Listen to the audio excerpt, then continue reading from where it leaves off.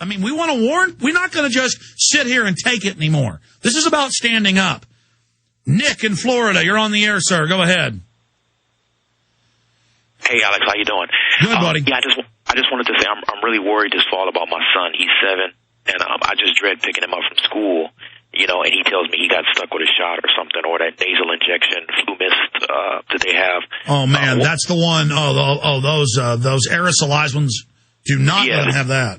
Right. So basically, I just wanted to say, what physical response do you think Americans would have if that happens? Would that literally start riots, or yes? How outraged would Americans be? Yes. Now notice the Army's training for us rioting, wanting the shots. That's a psyop. They know, and they admit, the CDC does, it's going to be riots, not wanting it. We've played these internal, phone conferences the CDC's doing with different emergency managers where they're admitting that. They know the people don't want it. I mean, they know there's 20%, 30% that are total idiots and would walk into a gas chamber, they were told to run into a pit. They could see Hitler lower down, but as long as the media said worship him, they'd put little mustaches on and start bowing down. But they know 60, 70% are awake now. And so they are planning to order compulsory shots in the fall. And they're going to use the captive audiences of the public schools and the captive audiences of government buildings and nurses and police and military and firemen. They're going to try to make first responders take it. But they already refused in 2002. Remember that with the Model States Health Emergency Powers Act. They want to make the enforcers do it first to make us. But police and firemen are already refusing across the country. Nurses unions are already refusing. So I see it kind of failing. But it's another beta test. So next time we'll give in. See, they just keep trying and gaining more ground each time. That's why instead of just sitting here taking it, we've got to launch our own InfoWar offensives to say no to their system. We've got to stop just defending. We've got to get offensive on them in the InfoWar and take back ground, which we've been doing. We've been doing it with federal court rulings on the Second Amendment and states' rights. We're on the march. The empire is on the run. But no, they're going to have a bunch of hysteria and tell you they're about to vaccinate them and, try to get you to run in fear to go do it. In most schools, in some schools, they're going to do beta tests, and we've caught them in hospitals as well, giving newborn babies shots when the parents say no. So, that's up to you, sir.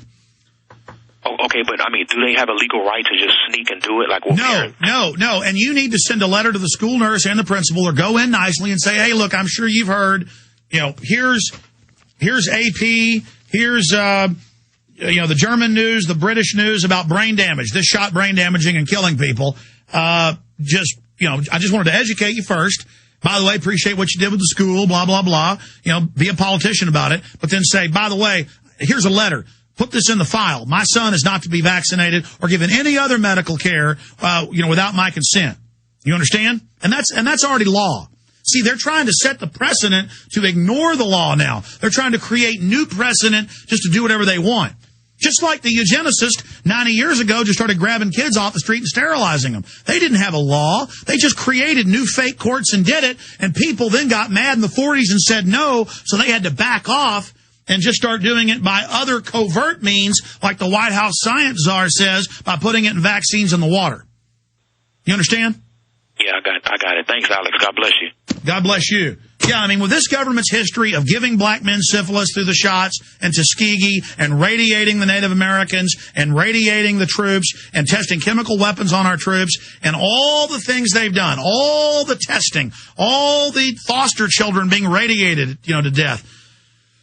With this whole history of this stuff going on, why would we trust anything the establishment says or does? Why would we take any shots they push on us? And, look at this here. I just read you the Mail on Sunday. Swine flu jab linked to killer nerve disease in test in the U.S. has killed over 25 people in test. And this is secretly going on, and the U.S. government is secretly telling doctors this is killing people, but keep it quiet. Keep giving them the shots. Killing people. Here's another one. Polio surge in Nigeria after vaccine virus mutates. AP, they admit the polio shots giving people polio. Here's Bild.de, biggest newspaper in Germany. Live cancer viruses in the vaccines. Look, Whether you're for or against vaccines isn't the issue. The issue is these cloned stem cell line high-tech vaccines.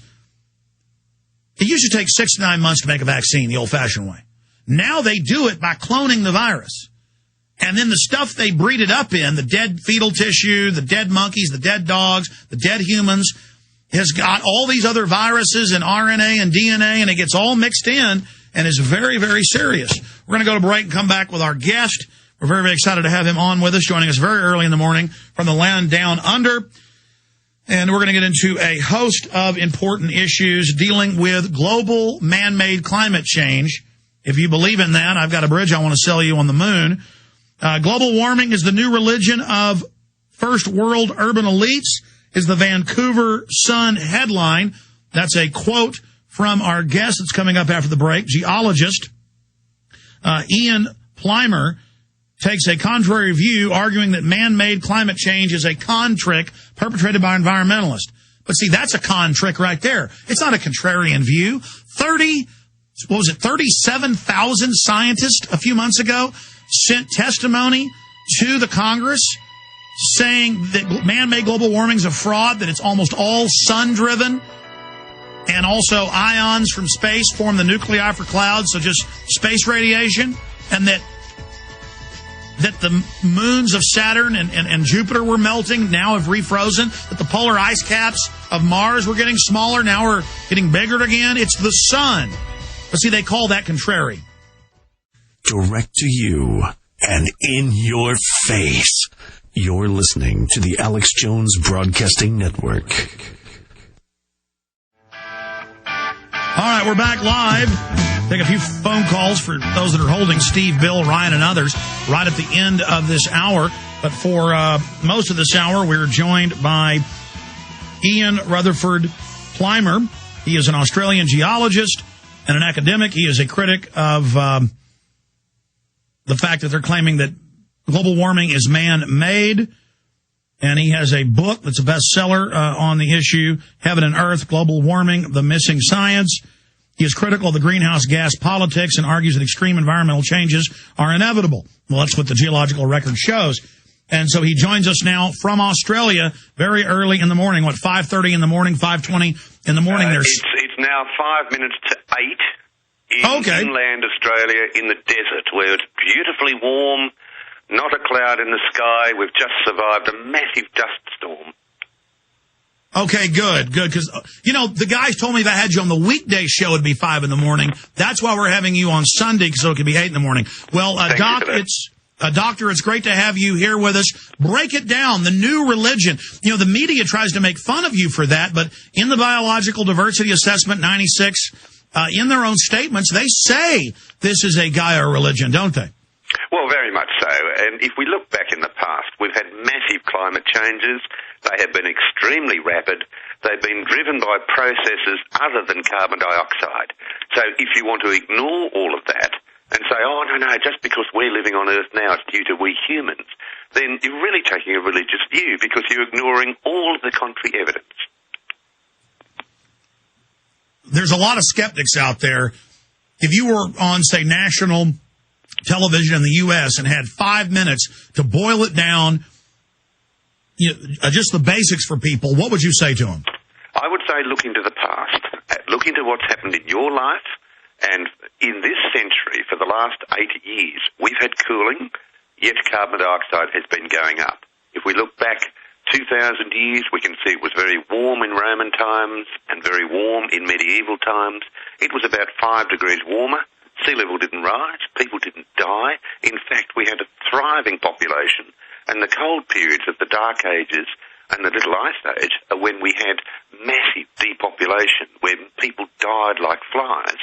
If you look back further in time, in archaeological time, we can see that every time it's warmed up in one of these warming and cooling cycles, 800 years later, the carbon dioxide content of the atmosphere has risen. So there's absolutely no relationship. And if we look further back in time, we can see that we've had 6 great ice ages. 2 of these were at sea level, at the equator, and 5 of the 6 had the atmospheric carbon dioxide content much, much higher, up to 1,000 times higher than now. So there is no relationship, no matter what time scale you look at.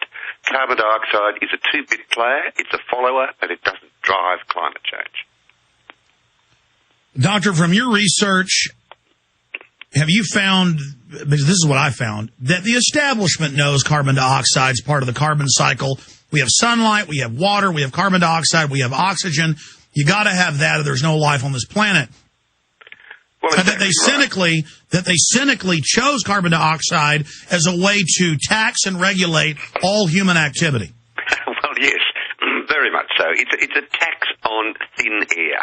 And the governments have been trying to tax us for all sorts of things for a very long period of time. So now we're going to have a tax on cows farting and belching. We humans are having a tax on carbon dioxide. We're going to be taxed for everything. Ultimately, we will be taxed for how quickly our fingernails grow.